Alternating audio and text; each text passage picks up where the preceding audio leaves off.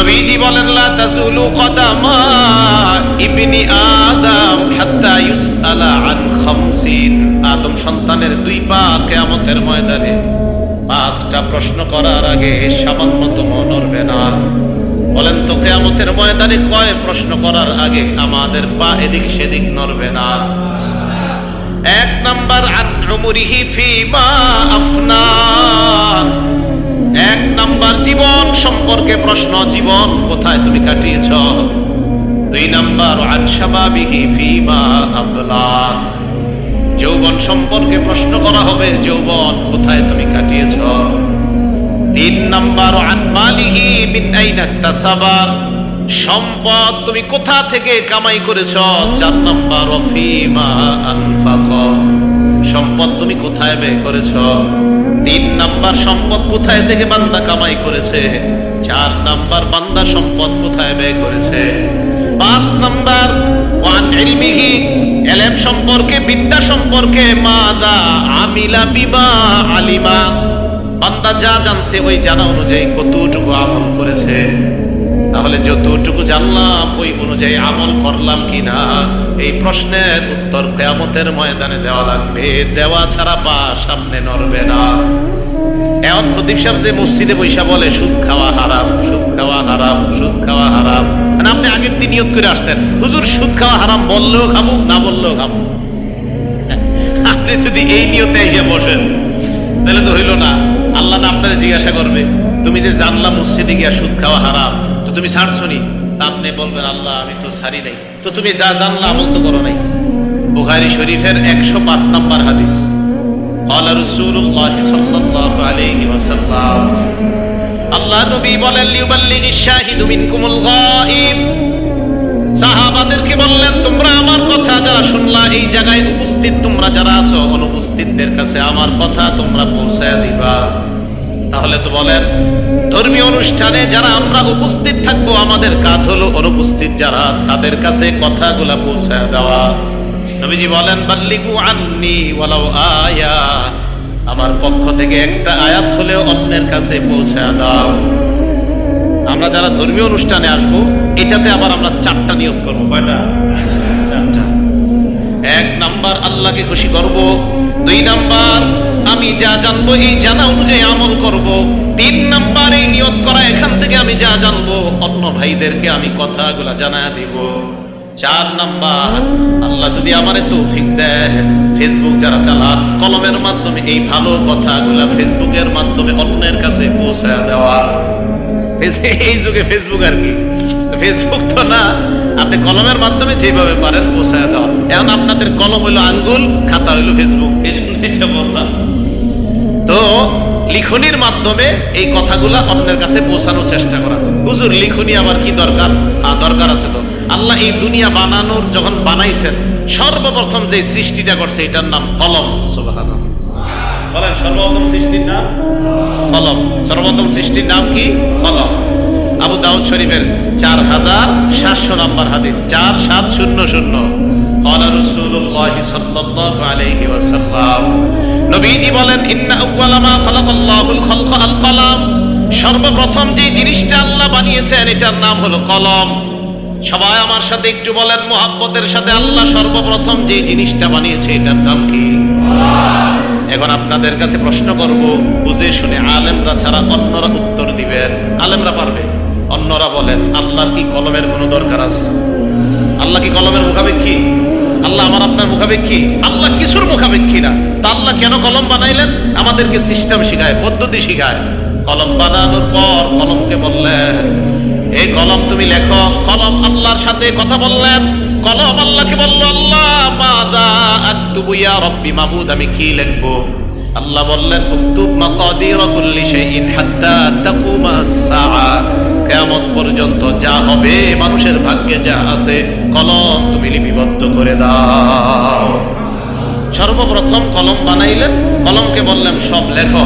তাহলে লেখা একটা গুরুত্ব ইসলামের মধ্যে অনেক বেশি, যদিও বর্তমানে আমাদের মাঝে এটা নাই।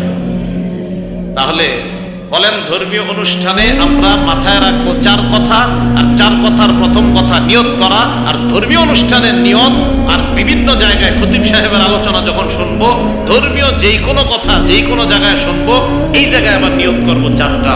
এক, আল্লাহরে খুশি করা। 2 নাম্বার যা জানবো ওই অনুযায়ী আমল করার নিয়ত করা।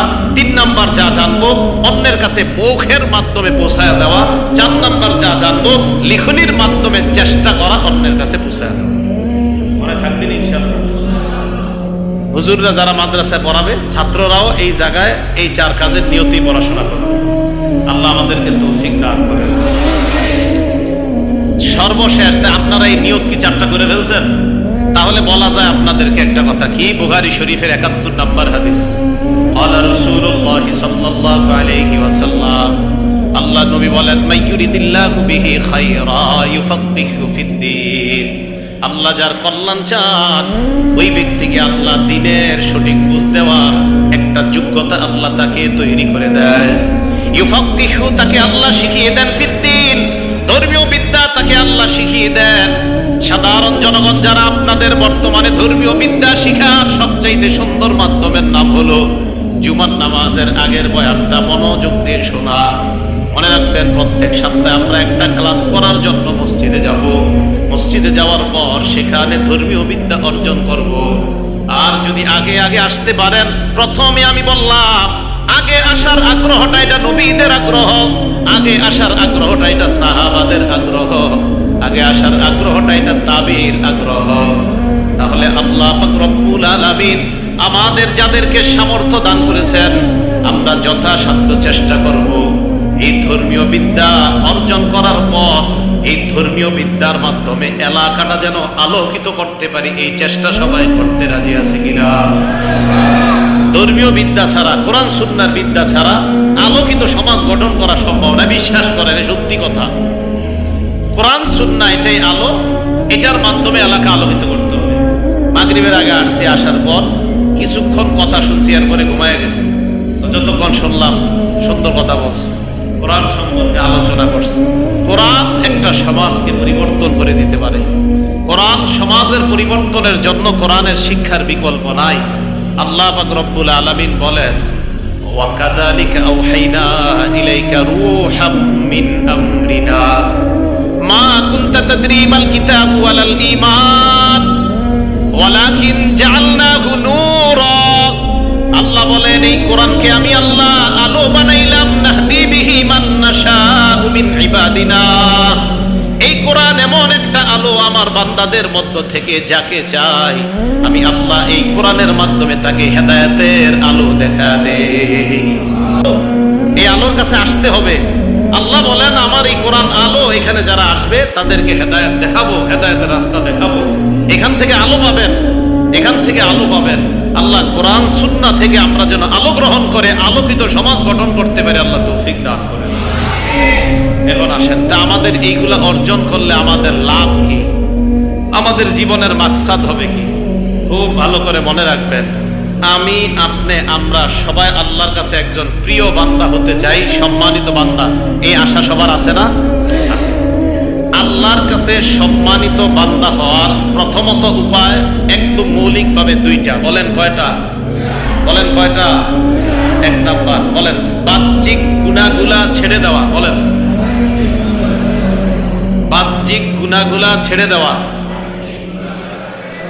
2 নাম্বার, আভ্যন্তরীণ গুনাহগুলোকেও ছেড়ে দেওয়া। আল্লাহর কাছে প্রিয় হওয়ার এই প্রথম মৌলিক 2 উপায়, বাহ্যিক গুনাহ ছাড়া, আভ্যন্তরীণ গুনাহগুলোও ছাড়া। আপনার প্রশ্ন হবে, হুজুর গুনাহ ছাড়লে কি নামাজ লাগবে না? আরে ভাই, নামাজ না পড়াই তো গুনাহ, নামাজ না পড়াই তো গুনাহ। বাহ্যিক গুনাহ ছেড়ে দেওয়া, আভ্যন্তরীণ গুনাহ ছেড়ে দেওয়া। খুব মন দিয়ে শোনেন, এই 2 গুনাহ ছেড়ে দিতে পারলে আপনার অন্তরে আল্লাহর ভয় পয়দা হবে। আর আল্লাহর ভয় যখন পয়দা হবে, এটাকে আরবিতে বলা হয় তাকওয়া। তাকওয়া যখন কোনো বান্দার অন্তরে পয়দা হবে, তাকে বলা হবে মুত্তাকি। আর মুত্তাকি আল্লাহর কাছে সবচেয়ে সম্মানিত বান্দা হয়ে যাবে। তাহলে আবার আগের আলোচনা আসি। বলেন, আমরা প্রত্যেকটা কর্মে কয় কথা মনে রাখা? 4। এক নাম্বার পরিশুদ্ধ নিয়ত করা, নিয়তের 4 ব্যাখ্যা হয়ে গেছে। 2 নাম্বার ইখলাসের সাথে নিয়ত করা, এর মানে হলো ইখলাসের সাথে যে কোনো আমল করা। আমি এই জায়গায় বসলাম, আমার নিয়ত হবে একমাত্র ইখলাস, আল্লাহকে খুশি করা। ইখলাসের সাথে যে কোনো আমল করা। রাসূল আকরাম সাল্লাল্লাহু আলাইহি ওয়াসাল্লামকে এক সাহাবা প্রশ্ন করলেন, মাল ঈমান ইয়া রাসূলুল্লাহ, ঈমান কি জিনিস? নবী জবাব দিলেন, ঈমান হলো ইখলাস। আরেক হাদিসে আল্লাহ নবী বলেন, সালাসুন, 3 ব্যাপারে লা ইউগাল্লু আলাইহিন্না কলবু রাজুলিন মুমিন, ঈমানদারের অন্তর 3 ব্যাপারে খেয়ানত করতে পারে না। 1 নাম্বার ইখলাসুল আমালি লিল্লাহ, ঈমানদার তার সব আমল করবে আল্লাহর জন্য, এই ব্যাপারে ঈমানদার খেয়ানত করতে পারে না। তাহলে আমি নামাজে দাঁড়াইলাম, 1 নাম্বার পরিশুদ্ধ নিয়ত করা, 2 নাম্বার ইখলাসের সাথে আমল করা, 3 নাম্বার আল্লাহর কাছ থেকে সওয়াব পাওয়ার আশায় আমল করা। এই জায়গায় দ্বীনি বিদ্যা অর্জন করতে আসলেন, আল্লাহর কাছ থেকে নিয়ত করে নেন। কি নিয়ত করবেন?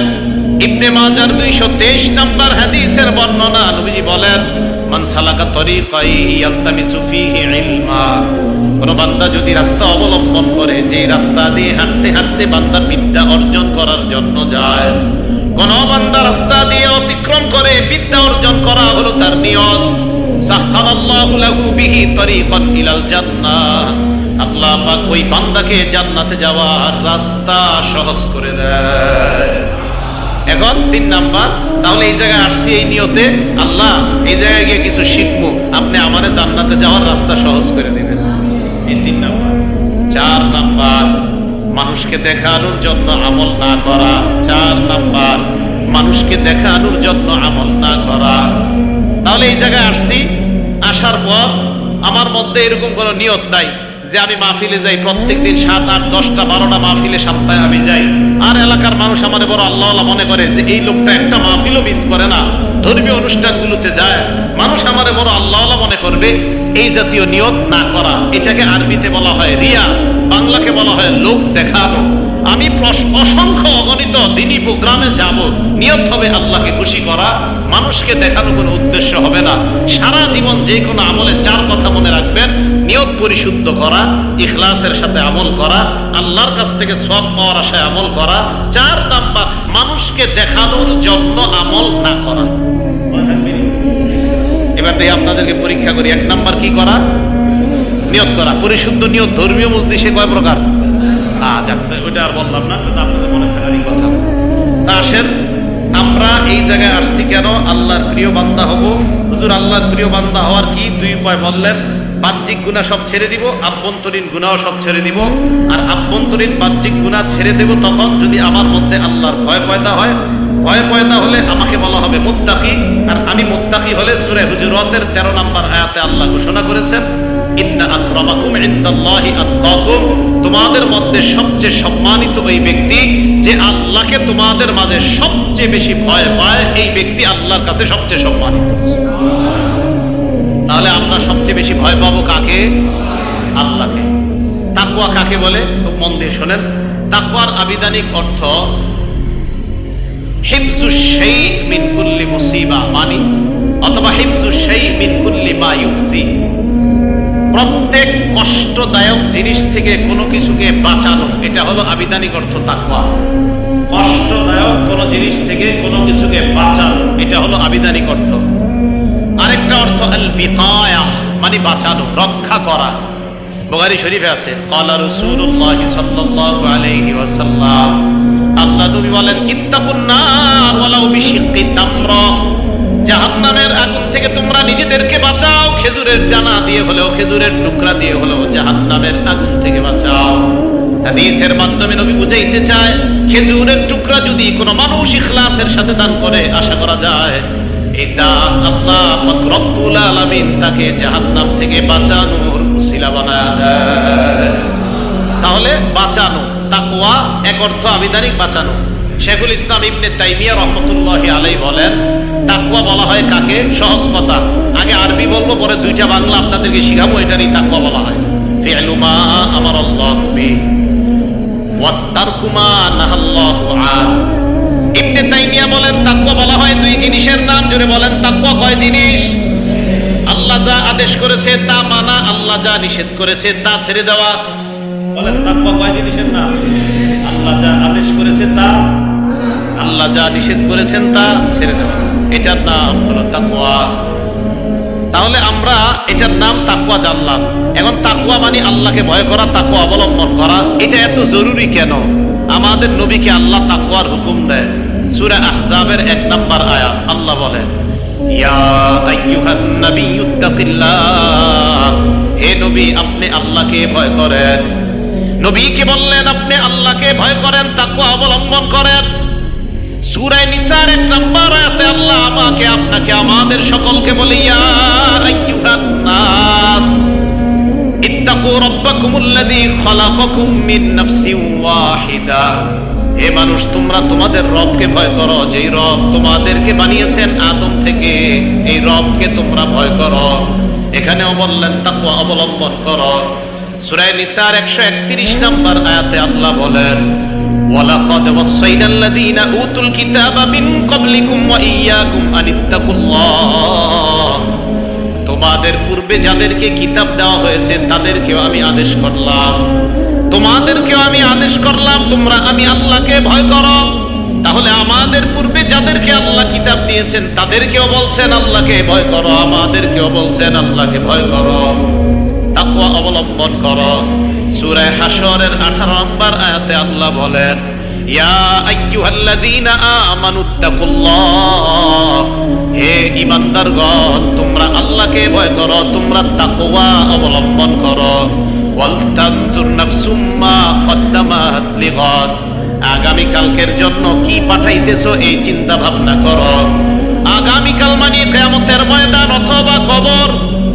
এই যে আমি আপনি মারা যাওয়ার সাথে সাথে কবরে যাব, এটাকে আল্লাহ বললেন আগামী কাল। কারণ আমি আপনি মরে যাওয়া মানে আমার আপনার কিয়ামত শুরু হয়ে যাওয়া, আমার আপনার মরণটাই কিয়ামত। কারণ আমার আপনার মরণ মানে কিয়ামতের দিকে এগিয়ে যাওয়া। আমার কবরের মধ্যে আমার জীবনের জন্য আমি ভালো সঞ্চয় করলে ভালো থাকবো, আর যদি আমি কবরে খারাপ পাঠাই আমার অবস্থা হবে বড় ভয়ঙ্কর। তাহলে আল্লাহ ইমানদারকে বললেন আল্লাহরে ভয় করো, তাকওয়া অবলম্বন করো। নবীরে বললেন তাকওয়া অবলম্বন করো। মানুষরে বললেন তাকওয়া অবলম্বন করো। এই উম্মত আগের উম্মত তাদেরকেও বললেন তাকওয়া অবলম্বন করো। তাকওয়া কি? আল্লাহ যা বলছে তা মানো, আল্লাহ যা নিষেধ করছে তা ছাড়ো। এখন এটা হইলে কি হবে? ওই যে আবার আগের কথা, সূরা হুজুরাতের 13 নম্বর আয়াত, ইন্না আকরামাকুম ইনদাল্লাহি আতকাকুম, যদি আল্লাহর ভয় অর্জন করতে পারো তাহলে তুমি যেই হও আল্লাহর কাছে ওই বান্দা সবচেয়ে সম্মানিত বান্দা হয়ে যায়। এবার হাদিস শুনেন। মুসনাদে আহমদ একটা কিতাবের নাম, এই কিতাবের 23489 নাম্বার হাদিস। ক্বালা রাসূলুল্লাহ সাল্লাল্লাহু আলাইহি ওয়াসাল্লাম, আল্লাহ নবী বলেন, লা ফাদ্দালি আরাবিয়্যিন, লা ফাদ্দালি আরাবিয়্যিন আলা আজামি। নবীজি বলেন কোন আরবের উপর অনারবের শ্রেষ্ঠত্ব নাই, কোন আরবের উপর অনারবের শ্রেষ্ঠত্ব নাই। ওয়ালা লি আজামিয়্যিন আলা আরাবিয়্যিন, কোন অনারবির উপর আরবের শ্রেষ্ঠত্ব নাই। নবীজি বললেন আরবির উপর অনারবির শ্রেষ্ঠত্ব নাই, অনারবির উপর আরবির শ্রেষ্ঠত্ব নাই। ওয়ালা আহমার আলী আসওয়াদান, কোন লাল মানুষ সুন্দর মানুষের কালা মানুষের উপর শ্রেষ্ঠত্ব নাই। ইল্লা বিত্তাকওয়া, নবী বলেন যার তাকওয়া আছে এই মানুষটা কালো হোক সুন্দর হোক, আরবের হোক অনারবের হোক বাংলাদেশের হোক, যদি তাকওয়া হয়, দেখতে যদি কালো হয়, এই মানুষটা আল্লাহর কাছে সম্মানিত হয়ে যায়। তাহলে কালো সাদা এটার ক্ষেত্রে আল্লাহর কাছে শ্রেষ্ঠত্ব না, শ্রেষ্ঠত্ব তাকওয়া। বলেন শ্রেষ্ঠত্বের নাম কি? তাকওয়া, মুত্তাকি হয়ে যাওয়া। আল্লাহ আমাদের সবাইকে মুত্তাকি হওয়ার তৌফিক দান করেন। মুসলিম শরীফের 1731 নাম্বার হাদিস। মোট হাদিস সংখ্যা 3033টা। আমাদের মাদ্রাসার পাঠ্যপুস্তক অনুযায়ী ক্বালা রাসূলুল্লাহ সাল্লাল্লাহু আলাইহি ওয়াসাল্লাম, আল্লাহ নবী তার আমির সাহাবা যারা তাদেরকে কোন যুদ্ধের ময়দানে পাঠানোর আগে আমিরকে ওসিয়ত করে বলতেন, কানান নবিয়্যু ইযা আমারা আমিরান লিজাইশিন আও আলা সারিয়াতিন অথবা আও আলা জাইশিন, নবী যখন কাউকে কোন দলের আমির বানিয়ে দিতেন, আমির বানানোর পর আমির সাহেবকে নবী ডাক দিয়ে বলতেন, আওসাহু বিখাসাতিহি বিতাকওয়াল্লাহ, আমির সাহেবকে ডাক দিয়ে বলতেন, আমির সাহেব আল্লাহরে ভয় করো, আল্লাহরে ভয় করো। ওয়ামাম্মাহু মিনাল মুসলিমিনা খায়রা, তোমার সাথে যেই মুসলমানরা আছে তাদের কল্যাণের দিকে তুমি সজাগ থাকবা, তুমি আল্লাহকে ভয় করবা। নবী কোন যুদ্ধে কাউরে আমির বানায় পাঠাইছে, তারে বলতেন এই আল্লাহরে ভয় করো। দেখেন এটা কেন বলতেন। এখন একটা হাদিস বলবো, এই হাদিসটা তো ঘরে ঘরে লিখে রাখা দরকার। দরজা দিয়ে বের হইতে একবার তাকাইবেন, তাহলে দেখবেন বাহিরে গিয়ে আপনার অন্তর অনেকটা ভালো থাকবে। আবার ঘরে এসে দেখবেন আবু যর গিফারি রাদিয়াল্লাহু তাআলা আনহু রাসূল বলেন, তিরমিজি শরীফের 1987 নাম্বার হাদিস, 1987। আবু যর গিফারি রাদিয়াল্লাহু তাআলা আনহুকে নবীজি বললেন, দেখেন কি কয়, আবু যর ইত্তাকিল্লাহা হাইসুমা কুনতা, আবু যর তুমি যেখানেই থাকো আল্লাহরে ভয় করো। বলতে না, পুরা বাংলাটা বলেন, তুমি যেখানেই থাকো। এবার সবাই পুরা বাংলাটা বলেন, তুমি যেখানেই থাকো আল্লাহকে ভয় করো। বলেন তো সবাই পুরা বাংলাটা, তুমি। এই কথাটা ডেইলি দেখে দেখে বেরোবেন কি বলতেছে, কথাটা ভাবেন একটু।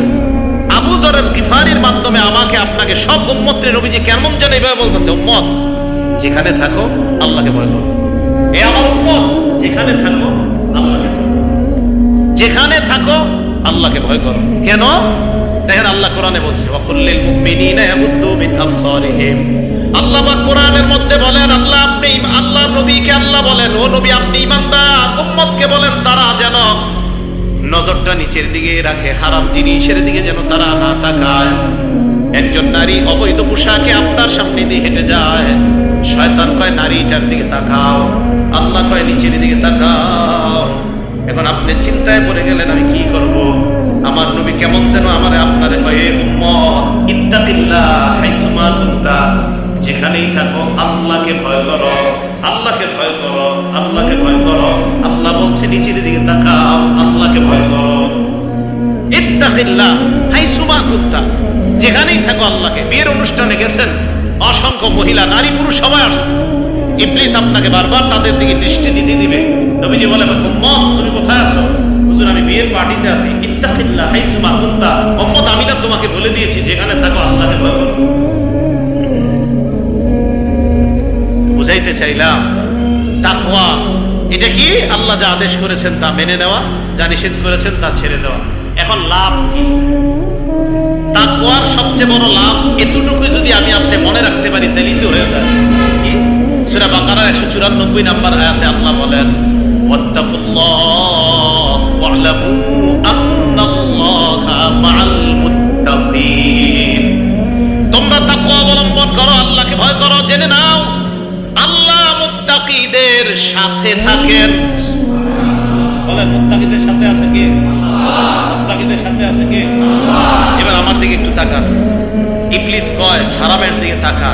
আপনি মনে মনে চিন্তা করলেন, না আমার আল্লাহ বলছে নিচের দিকে তাকাইতে। আচ্ছা আমি নিচের দিকে তাকাইলে আমার কি ফায়দা? ও আচ্ছা এটাকে তাকওয়া বলা হয়। আচ্ছা তাকওয়া হইলে কি হবে? আচ্ছা আমাকে মুত্তাকি বলা হবে। কাউরে বলা দরকার নেই, নিজে নিজেরে বলবেন তাকওয়া মানে। তাকওয়া মানে কি? তাকওয়া মানে আল্লাহ যা আদেশ করছে এটা মানা। আচ্ছা আল্লাহ কি আদেশ করছে? হ্যাঁ আল্লাহ আদেশ করছে তুমি তোমার দৃষ্টিটা নিচে রাখো, এই কথা আল্লাহ বলছে। আচ্ছা তাহলে আল্লাহর আদেশ মানার নাম তাকওয়া? হ্যাঁ এটার নাম তাকওয়া। তাহলে নিচের দিকে তাকায় থাকি। তো তাকায় থাকলে লাভ কি? লাভ হলো তুমি মুত্তাকি। আচ্ছা আমি মুত্তাকি হলে কি লাভ? লাভ বুঝো না, আল্লাহ মা'আল মুত্তাকিন, আল্লাহ তোমার সাথে আছে। মুত্তাকির সাথে আল্লাহ আছে।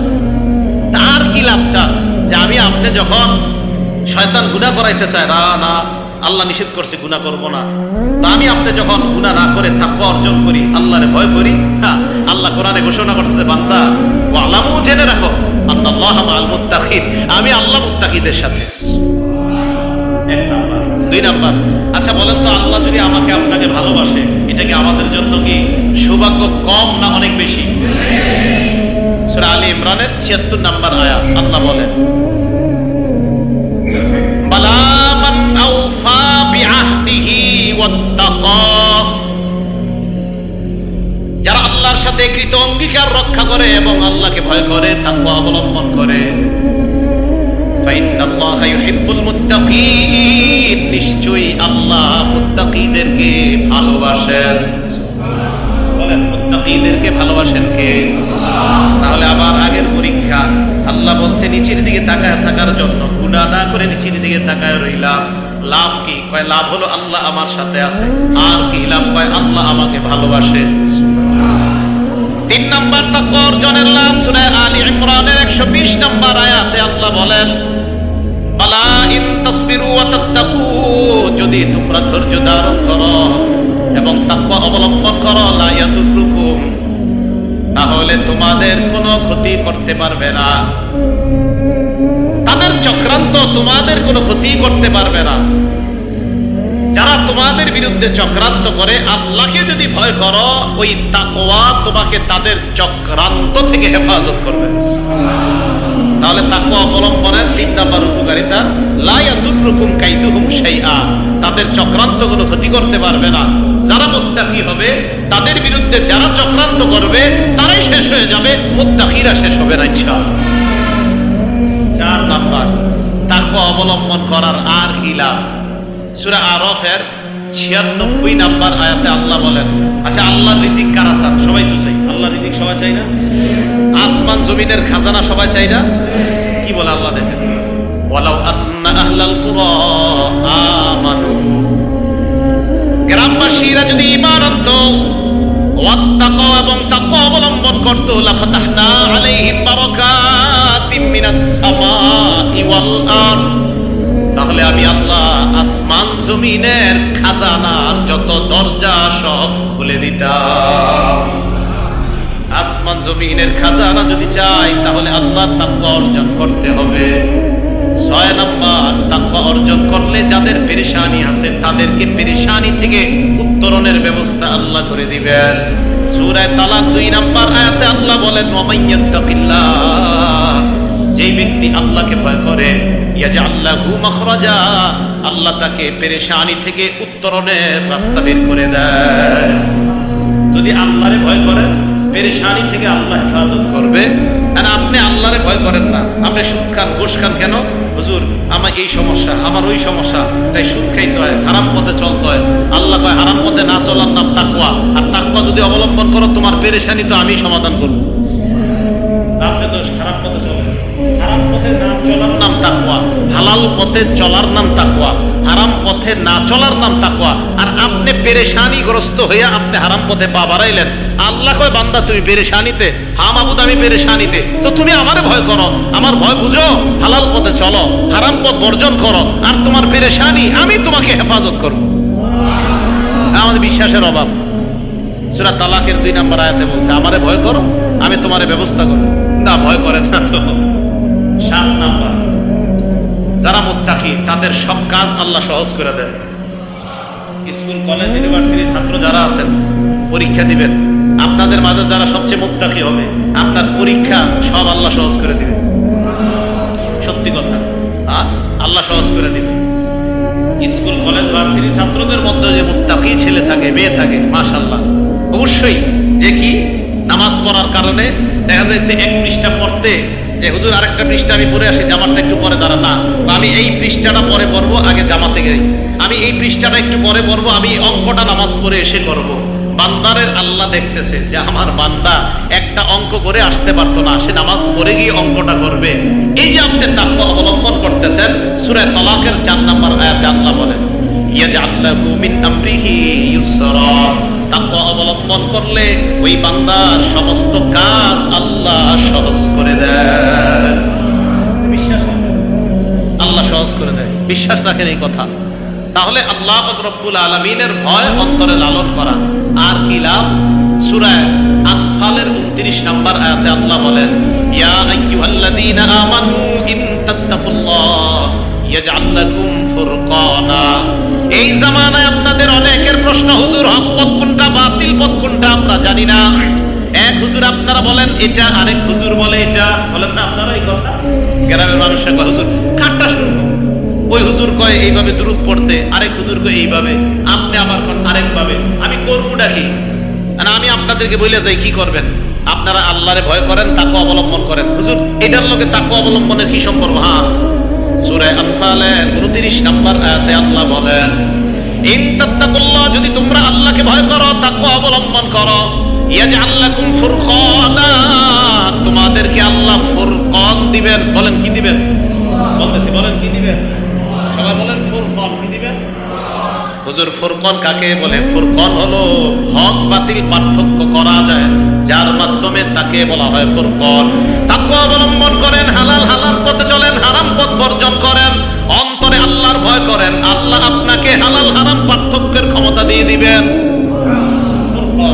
আপনার দিল বলে দিবে এটা হক পথ, এটা বাতিল পথ, এই দুরূহ সঠিক, এটা ভুল, এটা আপনার অন্তরে বলে দিবে। ফুরকানা, ইয়াজআল লাকুম ফুরকানা। আর কি? ওয়া ইউকাফির আনকুম সাইয়্যাতিকুম, তোমাদের অপরাধ মাফ করে দিবেন। ওয়া ইয়াগফির লাকুম, আল্লাহ তোমাদেরকে ক্ষমা করে দিবেন। তাহলে তাকওয়া আমরা অবলম্বন করব কেন? আল্লাহর কাছে যেন আমরা প্রিয় বান্দা হতে পারি, এই জন্য আমরা তাকওয়া অবলম্বন করা। আবার আগের কথায় আসেন, তাকওয়া অবলম্বনের কি শর্ত? বাহ্যিক যত গুনাহ সব ছেড়ে দেওয়া, আভ্যন্তরীণ যত গুনাহ এইগুলাও ছেড়ে দেওয়া। তো হুজুর এগুলা ছেড়ে দিলে কি লাভ? লাভ হলো আল্লাহর কাছে সবচাইতে তাকওয়াবান বান্দা হওয়া যায়। এখন হুজুর প্রশ্ন, তাকওয়া অবলম্বন করার একটা উপায় আমরে বইলা দেন। বুঝলাম, তাকওয়া অবলম্বন করলাম। সূরা তাওবার 119 নম্বর আয়াতে আল্লাহ বলেন, ইয়া আইয়ুহাল্লাযীনা আমানুত্তাকুল্লাহ, হে ঈমানদারগণ তোমরা আল্লাহকে ভয় করো। এরপরে যেই বাংলাটা বলবো আমার সাথে সবাই বলবেন, আগে আরবিটা বলি, কোরআনের আয়াতটা বলি, ওয়া কুনু মা'আস সাদিকিন, তোমরা সত্যবাদীদের সাথে থাকো। বলেন, তাহলে তাকওয়া কিভাবে অবলম্বন করব? এখন আপনারা আমার সাথে বলেন, বলেন সত্যবাদীদের সাথে থাকতে হবে, তাহলে তাকওয়া অর্জন করা যাবে। তাহলে আল্লাহর ভয় ভিতরে আসবে কিভাবে? সত্যবাদীদের সাথে থাকলে। মনে থাকবে নি? তো সত্যবাদীদের সাথে থাকলে আল্লাহ ভিতরে ভয় পয়দা করে দিবেন। এখন আসেন, যেহেতু সত্যবাদীদের সাথে থাকলে আর কোনো লাভ আছে নি? বুখারী শরীফের 2101 নম্বর হাদিস, ক্বালা রাসূলুল্লাহ সাল্লাল্লাহু আলাইহি ওয়াসাল্লাম, নবীজি বলেন, মাসালুল জালিসিস সালিহি ওয়াল জালিসিস সু কামাসালি সাহিবিল মিসকি ওয়া কিরিল হাদ্দাদ। বাংলা বলবো, সবাই আমরা পড়াশোনা করি। ভালোর সাথে উঠা বসা করার দৃষ্টান্ত। বলেন, ভালো ব্যক্তির সাথে উঠা বসা করার দৃষ্টান্ত আতর বিক্রেতার কাছে যাওয়ার মতো। এটা বুখারী শরীফের হাদিস। তাহলে ভালোর সাথে উঠা বসা করার দৃষ্টান্ত কার কাছে যাওয়ার মতো?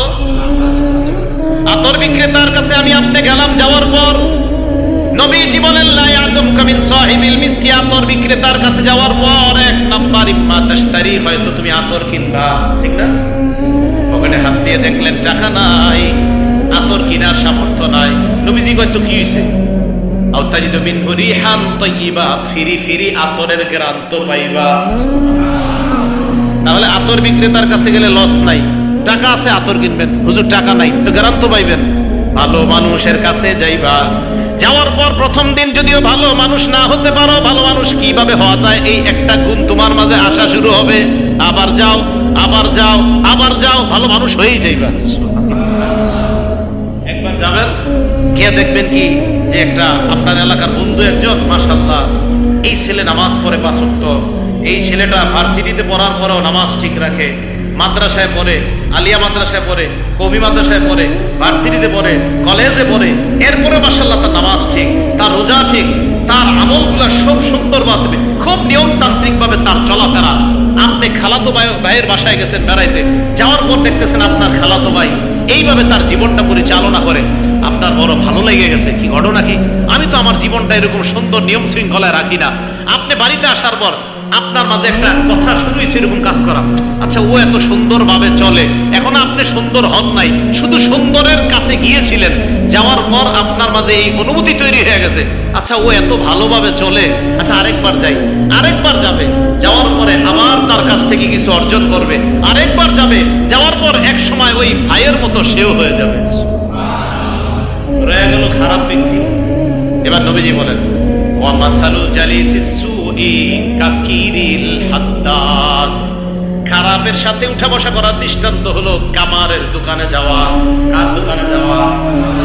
কামারের কাছে। কামার ব্যক্তি খারাপ এমন না, কামার ব্যক্তি খারাপ এমন না, নাউজুবিল্লাহ, কামার যিনি উনি খারাপ এমন না। নাকি ওনার কাছে যাওয়ার দৃষ্টান্ত কেমন? নবীজি কি বলে দেখেন, ইম্মা ইউহরিকু বাদানা, ওনার আগুনের উত্তাপের কারণে আপনার শরীর পুড়ে যাওয়ার আশঙ্কা। তার কাছাকাছি গেলে ওই ইউহরিকু সাওবাক, আপনার জামাটা পুড়ে যেতে পারে। আমার জামাও পুড়ে না, আমার শরীরও পুড়ে না। নবীজি বলেন আউ তাজিদু মিন রিহান খাবিসা, ফিরি ফিরি খারাপ গন্ধ তো পাইবা। তাহলে খারাপ মানুষের কাছে যখন যাইবা, যাওয়ার পর খারাপ মানুষ যদিও না হও, ওই খারাপের একটা স্বভাব তোমার মধ্যে কাজে আসবে, কাজ করা শুরু করবে। কয় শোন, গান তো শুনোস না, এই গানটায় বেশি মিউজিক নাই, আর এই গানটার মধ্যে খুব সুন্দর সুন্দর কথা বলা হয়েছে, এটা একটু শোন। বন্ধু দিছে গানটা, আনার পর শুনে আসলে দেখে মিউজিক বেশি নাই, আর কথাবার্তা খুব সুন্দর। কথার কথা মনে করেন, এই সুন্দর ফুল সুন্দর ফল, মিঠা নদীর পানি, খোদা তোমার মেহেরবানি, কথাগুলা কি সুন্দর না অসুন্দর? কিন্তু একটু মিউজিক লাগাই দিচ্ছে, একটু বাজনা লাগাই দিচ্ছে, বাদ্য। তো আনার পর শুনে তো এর গজলও ভালো লাগে, পাশাপাশি যে বাদ্যটা একটু বাদ্য, এটাও একটু ভালো লাগতেছে। একবার আমার বন্ধুর কাছে কয়, তুই যে গজল দিছিস ভালোই তো লাগে। তো বন্ধু পরে যেটা দেয়, ওইটার কথাগুলো আগের চেয়ে খারাপ, আবার বাজনা আছে, বাকি আগেরটা তো পুরো সুন্দর, পরেরটা একটু একটু খারাপও আছে, কথাগুলা দিয়ে দিছে। অনেক সুন্দর কথা, মাঝখানে দুই একটা শিরকি কথাও আছে, এ তো আর বুঝে না, তা আনছে। আনার পর আবার শুনে, এখন থেকে আস্তে আস্তে ভালো লাগে। এবার তৃতীয়বার বন্ধুরে কয়, এবার 4-5টা গান আমার মোবাইলে দে। নবীজি বলেন আলকিনা মা ইউমবিতুন নিফাক ফিল কলব, এই তো তোমার অন্তরে মুনাফিকি শুরু হয়ে গেছে। গানগুলো এমন জিনিস, যে জিনিস অন্তরে নিফাকি সৃষ্টি করে দেয়। গান অন্তরে কি সৃষ্টি করে? তাহলে আপনার ছেলেটা এই খারাপ সঙ্গের সাথে মিশার কারণে প্রথমে হালকা মিউজিক ওলা একটা গজল আনছে, এরপরে হালকা মিউজিক ওলা একটা গান আনছে, বাকি গানটা মোটামুটি ভালো, আবার দুই একটা খারাপ শব্দ আছে। এরপরে গানও খারাপ, মিউজিকও খারাপ, বাস আপনার ছেলে এখন গান ভালো লাগে। এটা হলো খারাপের সাথে উঠা বসা করার ফলাফল, আর ভালোর সাথে উঠা বসা করার ফলাফল। তাহলে বলেন, ভালো মানুষ হওয়া, মুত্তাকি হওয়ার উপায় সত্যবাদীদের সাথে থাকা, ভালো মানুষদের সাথে থাকা। আর খারাপ মানুষদের সাথে থাকলে তাদের একটা খারাপ গুণাবলী আমাদের মধ্যে এসে যাবে। এই জন্য আমরা যেন নিজেরা ভালো মানুষ হতে পারি, সন্তানগুলা যেন ভালো মানুষ হতে পারে, আমাদের সন্তানগুলা যেন আদর্শ শিক্ষায় শিক্ষিত হয়ে তারা সমাজের জন্য আদর্শ যুবক, আদর্শ হতে পারে। আল্লাহ তৌফিক দান করেন। আখিরু দাওয়ানা আনিল হামদুলিল্লাহি রাব্বিল আলামিন।